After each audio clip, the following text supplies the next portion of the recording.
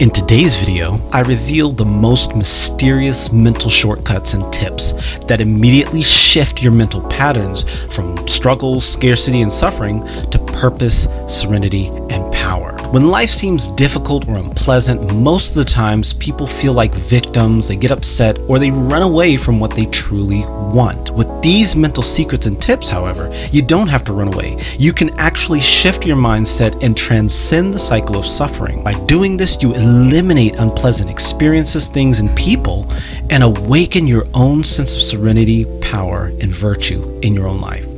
So stay tuned to the end, where I will reveal the number one most powerful thought that can immediately shift your perspective and awaken your self-mastery at the God level. Now, I've tried this, I've used it, it has been extremely powerful, and I'm excited to share it with you. Let's begin. Hi everyone, and thanks so much for joining me. This is Dr. Lemurium Psy, or Merlin, with Psy Life. I'm a transcendent human development specialist dedicated to holistic, enchanting, and authentic human experience and expression. My work here is to help advancing individuals like you dissolve their personal, social, spiritual, and natural limitations by cultivating transcendent self-awareness. Welcome to another episode. This series looks at individual and collective human experience beyond the virtue signaling, hypocrisy, and childish morality that fosters self-criticism, self-doubt, self-denial, guilt, and shame. If you're tired of dialogue that's based on virtue signaling and childish morality, stay tuned for a discussion that's more profound than the superficial virtue battle. The perspective here honors left-hand path and right-hand path by integrating darkness and light for a holistic dialogue. The goal here is to foster personal power, purpose, pleasure, beauty, and serenity while inspiring you to activate your own highest sense of virtue with rational self-interest, and to do so at the God level. So is there a better time to do this than now? Why not give yourself permission to gracefully create an enchanting life that's filled with beauty, purpose, pleasure, serenity, and liberty? If you're ready to take this leap, stay tuned to the end of today's video. Help me to get this word out to others by subscribing to the channel, hitting that notification bell so that you know when a new video is uploaded, and share this video with others. By the way, I want to know what you're thinking, so let me know what you're thinking by putting your comments in the comment section below.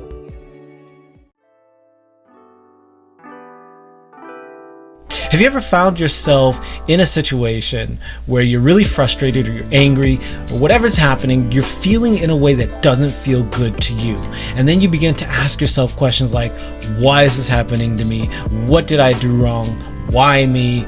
All of those sorts of questions. It's really easy to ask the wrong questions when life begins to feel really difficult or challenging. The best way to be entrenched in the problem is to analyze it and get stuck in it and kind of dig into it. If you're familiar with the statement, seek and you shall find, this makes a lot of sense. It's based on the idea of confirmation bias. What we look for in the world is often what we find. It's just a matter of finding something different and looking for something different so that we can experience something different.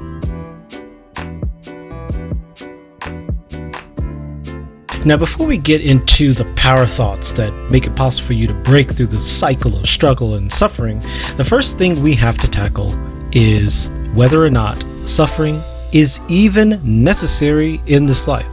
It's a common belief that we have to suffer or struggle to get what we want. This is a very old idea in the West. It was born out of a misinterpretation of Greek Stoicism that was later fused with Jewish and Christian monasticism. Both of these concepts placed importance on purity, celibacy, sobriety, perseverance, hard work, fasting, and other forms of abstinence or self-denial. Over the centuries, as Christianity expanded and new societies and cultures arose in Europe and in North Africa, new permutations of this fusion encouraged a societal benefit for renouncing the joys of life. This is seen in the lives of many Catholic saints who were known for their addiction to self-punishment and suffering. This virtue addiction was encouraged and embraced in many of the Christian-dominated Western societies. Though these useful concepts might be credited for the relative meteoric rise of the Christian dominance in Europe and Christianity's dominance all over the globe, it's important to recognize the destruction that accompanied this rapid progress. Struggle has its place, but let's not let it be a resting place. It's not the optimal way to progress in life. For many people, suffering, scarcity, struggle are the only badges of valor and virtue. They hate the discomfort, but they crave the attention, respect, love, and support that they associate with it. The accolades they receive from other members of the herd is worth the self-punishment. Now, many believe that we should expect suffering in life, but then on the other extreme, others believe that we should ignore our own experience and pretend that our difficulty and suffering in life aren't real to us. But consider this third option. Consider the possibility that suffering and struggle exist, but they don't have to exist in your experience or in you. You can use difficulty and suffering to completely transcend difficulty and suffering. Many of the greatest and most powerful humans who have ever lived have used their suffering and the suffering of others as rocket fuel for success. But they got over the suffering and they found the success. Think of it this way. It's like being in a cave that's filled with trash and debris. The only escape out of this cave is at the top. Now, you could use the trash and debris to build a staircase to escape the cave, or you can wallow in the trash and the debris like everyone else. What many people do is wallow in the cave, and the few who do make it out often return to the cave, climb back in, and wallow in the debris and trash. Because for some reason, it's comfortable, it's familiar, and all their friends and family are there. So the first step in transcending struggle and suffering in life is realizing that it is possible to disrupt these patterns of struggle and suffering. The next step is realizing that simple, pleasant, fulfilling, and enchanting alternatives to struggle and suffering exist.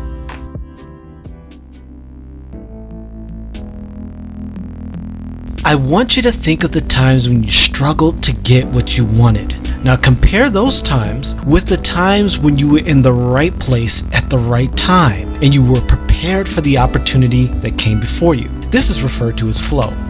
When you were in flow, you were filled with passion, knowledge, and felt completely prepared for the opportunity. What you desired chased you down or flowed to you in an almost mystical, magical, or mysterious way.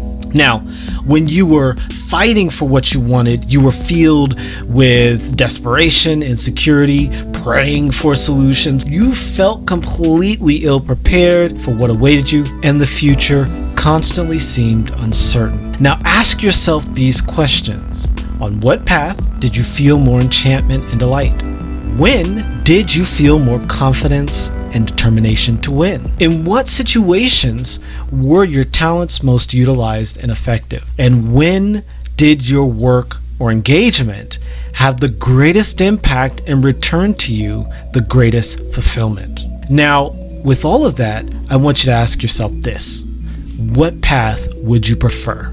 Now, some of you will unconsciously sense some sort of inner protest. You might say to yourself, well, when I got what I wanted, or when it came easily or naturally, there were many problems afterwards.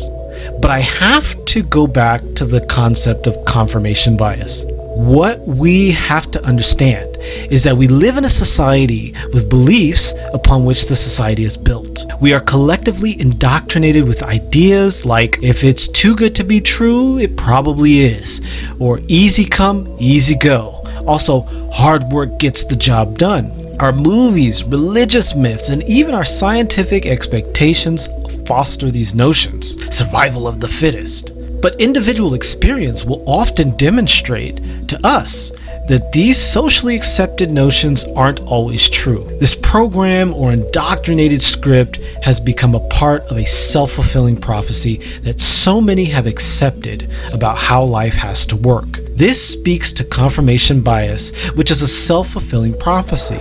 We create a self-fulfilling prophecy based on our indoctrination or expectations in life. We look around in the world for confirmation of our biases and then fulfill these prophecies ourselves through our actions, through our behaviors, and through our results. Many mistakenly call this God's will, luck, or even law of attraction, but that's a conversation for another day.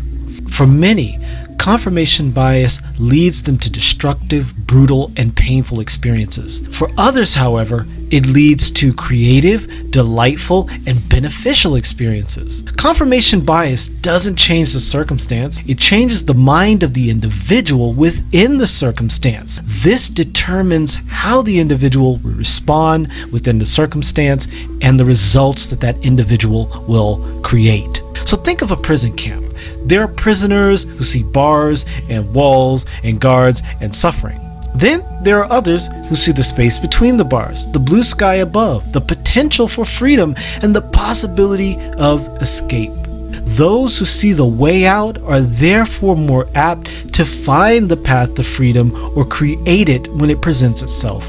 What we choose to feel about circumstances is always our creation, even if we are pre-programmed for failure, fear, insecurity, and ignorance. When it comes to struggle versus serenity, the best things in life, in my experience, always came from a state of flow, alignment, and power. The best and most beautiful things in life that really lasted and really mattered to me were free. They came to me almost serendipitously or magically or miraculously. They came in a way that didn't require me to sacrifice my integrity or sacrifice my joy or my freedom as an individual. And whenever I have to sacrifice those things, whatever came from that sacrifice was not worth it, and it didn't last, and it felt terrible. The best things in life for me were those things that flowed to me without struggle and without suffering. At that time, I was still learning, I was still growing and expanding. I believed that suffering and struggle were important or necessary for my life. So in order to appease that belief system, I found ways of integrating struggle and suffering into some of the most beautiful relationships and gifts and things that came into my life. This is just because I was uncomfortable with peace, joy, and delight. At that time, I shunned my own pleasure, purpose, and plenty because I saw them as something hideous or something evil.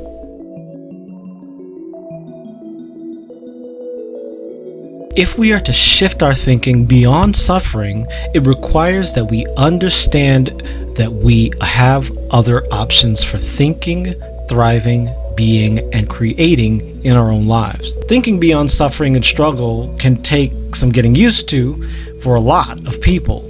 But for some of us, it might come naturally and easily. Ask yourself if you would rather struggle to live, or would you prefer to enjoy creating life with flow, grace, and engagement? You must be able to see yourself as powerful, creative, and confluent, able to shift from creating and expecting what you do not enjoy to creating and expecting what you do enjoy and desire. A major shift in how we see ourselves is possible, and the best way to make this happen is through an enrichment of our self-identity. Changing our self-identity and self-awareness is encouraged by the ancient allegorical compilations like the Christian Bible. We're often encouraged to identify ourselves with the transcendent totality itself, or God. Other foundational Enlightenment values in Western science, philosophy, and spirituality implicitly and explicitly state that we are that transcendent totality. In other words, we are the creators of all of our life experiences, whether they be desirable or detestable. Ultimately, this shift in identity and selfhood shifts everything.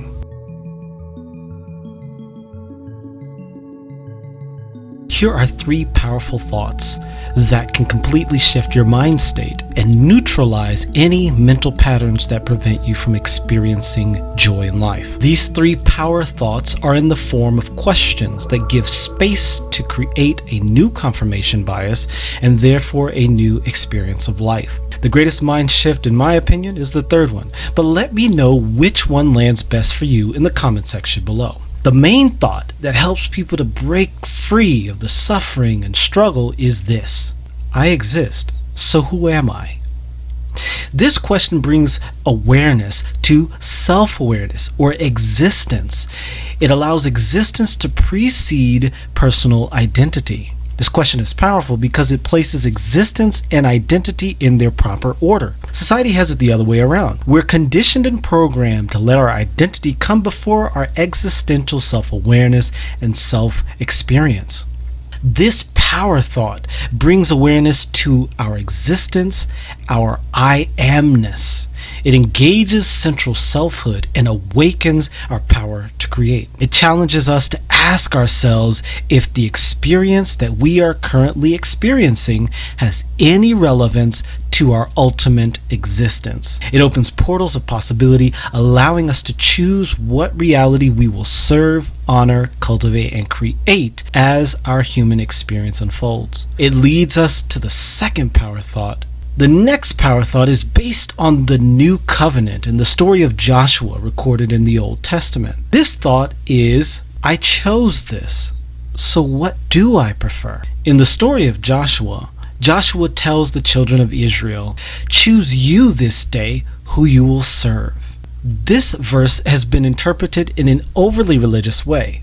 One way of looking at it is this: what experience of reality is most suited to you, and what do you prefer to align with? Meaning, what do you choose to create and serve? What vision of reality do you choose to experience? Forget about what you were taught as good, moral, right, or socially acceptable. Go to your core. Ask yourself, so what do I prefer? When you go to the core, you access your inner stillness and you're able to listen to the inner experience of self, as if all of the world were just background noise. If you're able to do this, you're able to see that what you do not wish to experience is unimportant. And you can turn your attention to solutions and realize your ultimate power. The next power thought that takes you to the solution, which I think is the most powerful thought that takes you to the God level of thinking, is this: I created this. Am I pleased? No matter what it is, no matter how good, bad, ugly, desirable, beautiful, enjoyable, or pleasant, be honest. Realize that you created the meaning and the experience you currently have.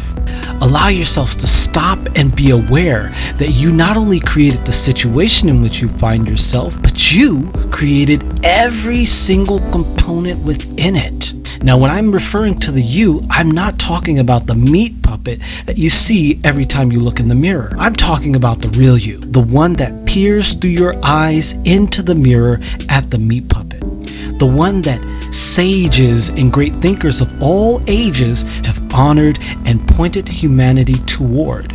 The one that I'm referring to is the one who created the situation. It is that you, that deeper you. If you enjoy the reality and the experience you currently have, then repeat the thoughts and feelings that you're currently thinking and feeling. But if you choose to create something different and you want to release yourself from all of the experiences that you have, don't judge the appearances. Don't judge the experiences. Just let them go. Remove your attachment to the meaning. Remove your attachment to the experience. So today I shared with you some ways to break through suffering and struggle, because those things are not necessary for your exceptional experience of life. As a matter of fact, suffering and struggle get in the way of them. These really powerful thoughts have helped me to understand where I am, understand what I want, and understand where I'm going. I'm able to use my own confirmation bias to pick up on the slightest cues, the slightest opportunities, the slightest advancements, and grow those, cultivate those, and move in the direction of those. Just like any other form of confirmation bias, whatever we focus on, we are going to move in that direction.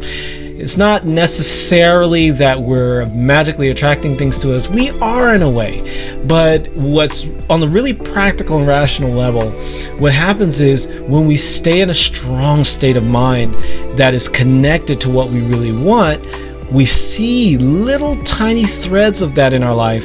We pull on those threads through our actions, through our thoughts, through our behaviors, through our passion, through our love, and we create those things that we really, really want. So these are really powerful thoughts, and I got a chance to practice using them right now.